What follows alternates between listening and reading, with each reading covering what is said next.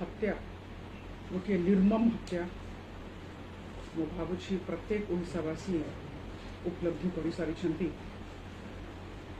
सबुठ दुखर कथा जे यही प्रकार हत्या केबे भी राजनैतिक प्रोत्साहन न हेले हे परिबो नाही।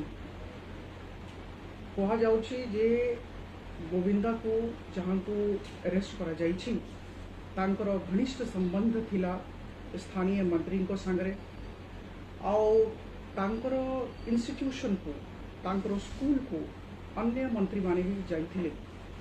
कथा होछि जोड़ा कहा जाउछि जे बारंबार जने मंत्री सेठिकार मंत्री स्थानीय मंत्री से स्कूल को जाउथिले और यांको संगरे तांकर घनिष्ठ संबंध थिला। मो भावुछि एटा सर्वविदित अछि।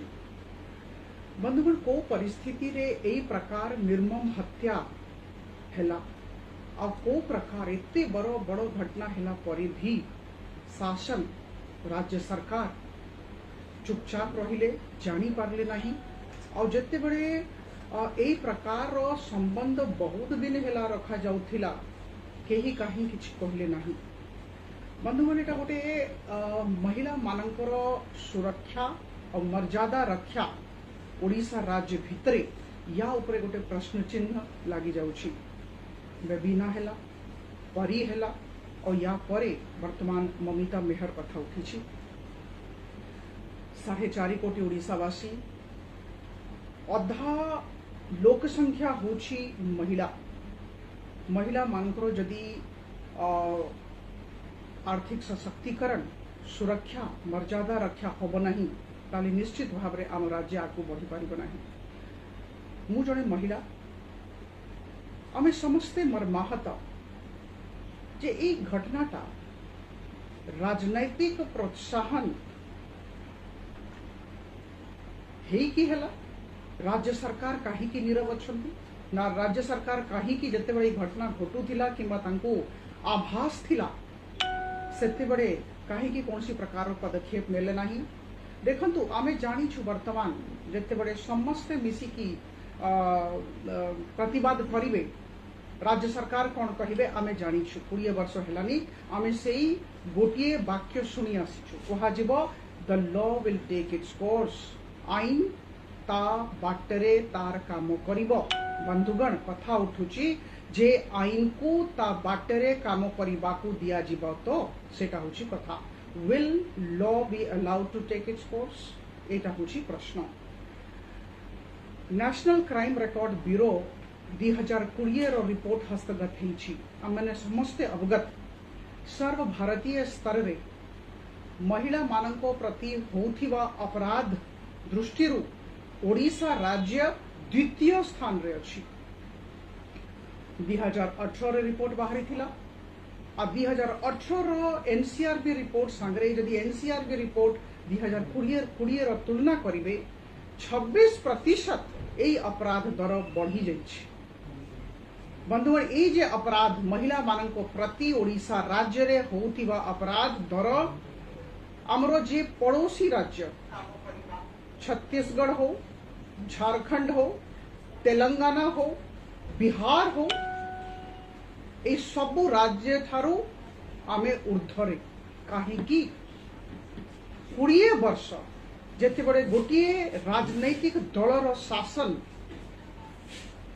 ताहले अवस्था कहीं की अच्छी राज्य सरकार करुची कौन अब केबे भी कौन सी दृष्टि प्रशासन को आमे दायी करिवा नहीं। आमे शासन को दायी करिवा आमे राज्य सरकार को दायी करिवा। और सबुठु दुखर कथा आश्चर्यर कथा जे सिटिंग मिनिस्टर जने सिटिंग मिनिस्टर एथरे इन्वॉल्व अछंती लागुची। आउ गोटे कथा निश्चित भाव में कहबी जे आईन को ता बाटरे काम करबा को दिया जीवो नाही जोटा मु कहली और जोटा आपन को कहा जीवो एटा मु पुनरावृत्ति करबी कहा जीवो law will take its course किंतु एटा हबो नाही। सेति पई मु भाबुची समस्ते आम माने मु भाबुची मो संगरे ओडिशा वासी भी कहिबे प्रतिध्वनि करिवे जोटा कहा जाउची जे यारो सीबीआई तदंत हो। जदि हमरो राज्य शासन तरफ यार तदंत हम ताले निश्चित भाव में मेमिता मेहर को न्याय मिलिबो नाही। आइटा मु भाबुची एटा बहुत बड़ अपराध हबो आउ मु भाबुची हम समस्ते बहुत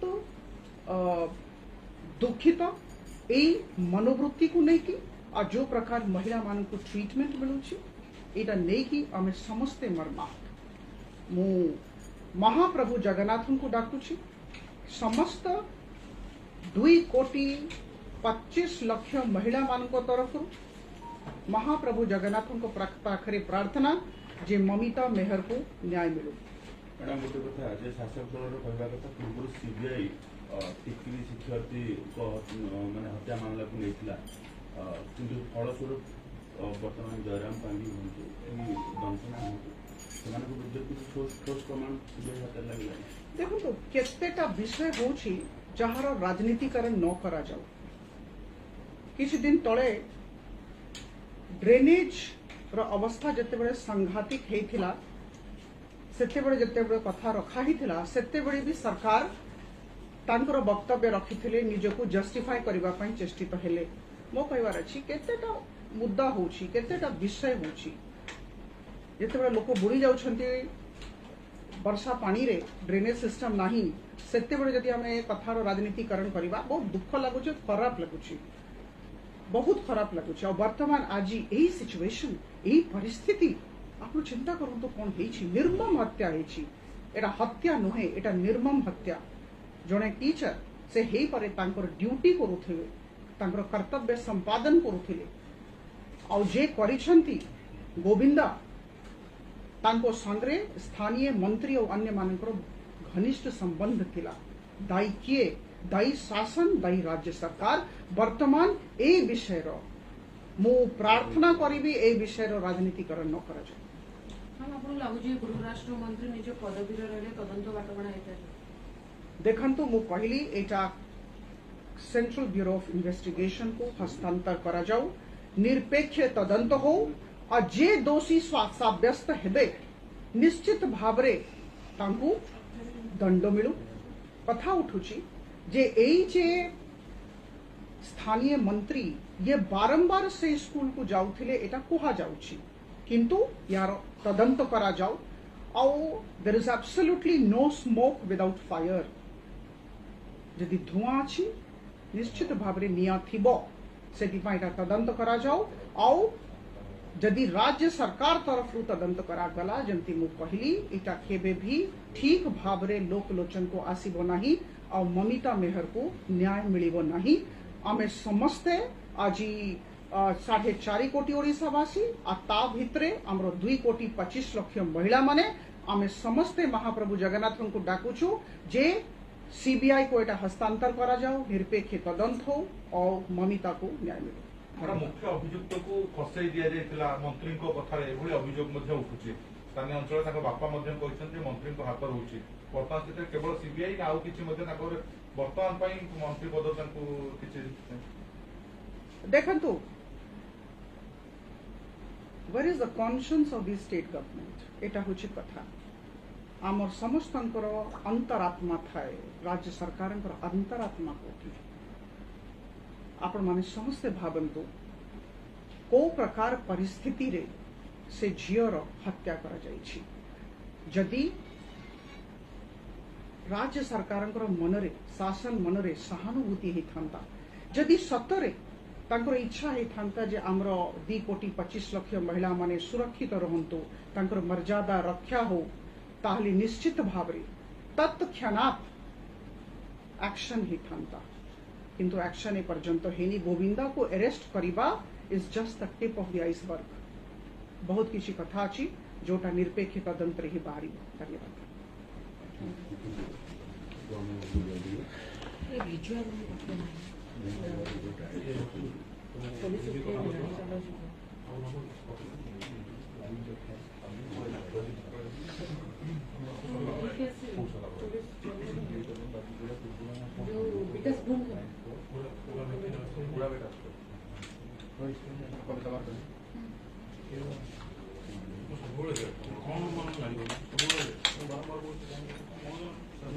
अच्छा ओटीपी को पुणी कहबाक पड़िबो ना ये कॉपी हे जेबो नहीं जानतु जन को ठारे नहीं जानतु